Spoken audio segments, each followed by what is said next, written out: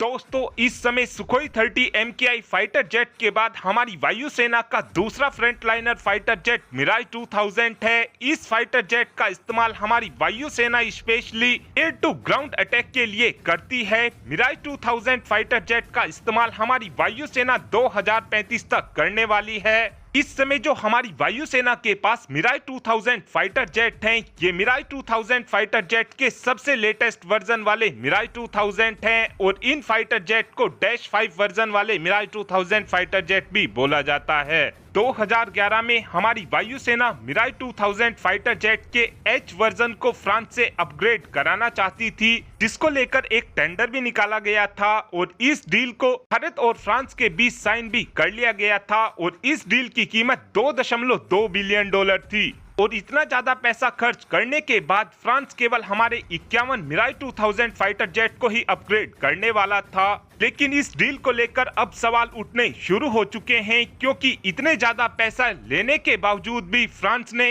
भारत को कोई खास अपग्रेड पैकेज नहीं दिया है।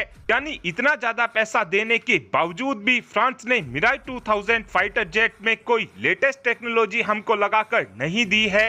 इतना ज्यादा पैसा फ्रांस को देने के बावजूद भी फ्रांस ने इन मिराज 2000 फाइटर जेट में हमको AESA रेडार भी लगाकर नहीं दिया है, जबकि फ्रांस ने ऐसा रेडार को 2009 में ही बनाकर तैयार कर लिया था। यहाँ तक कि इस अपग्रेड पैकेज में फ्रांस की तरफ से मिराज 2000 फाइटर जेट के इंजन तक को भी नहीं बदला गया है।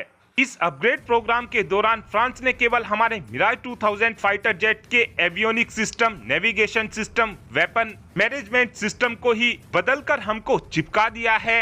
यानी उस समय फ्रांस ने हमारी मजबूरी का भरपूर फायदा उठाया था। और हाल ही में ही हमने देखा है कि फ्रांस ने अपने रफाल फाइटर जेट की कीमत को पहले से 272 करोड़ रुपए भारत को महंगा बताया है। जब हमने फ्रांस से 36 की संख्या में रफाल फाइटर जेट को खरीदा था, तो उस समय हमको एक रफाल फाइटर जेट की कीमत 1670 करोड़ रुपए पड़ी थी और आज फ्रांस ने हमको एक रफाल फाइटर जेट की कीमत 1932 करोड़ रुपए बताई है।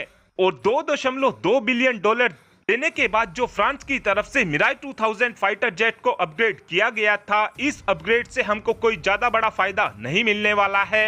जब तक हमारे मिराज 2000 फाइटर जेट में AESA रेडार नहीं लगेगा, जब तक हमारा Mirage 2000 fighter jet long range की मिसाइल को फायर नहीं कर पाएगा। इसी बात को देखते हुए अब हमारे डिफेंस एक्सपर्ट का कहना है कि उस समय फ्रांस ने हमसे जरूरत से ज्यादा पैसा लिया था और अगर हमको मिराज 2000 फाइटर जेट को 2035 तक अब इस्तेमाल करना है, तो हमको फिर से मिराज 2000 फाइटर जेट को अपग्रेड करना होगा।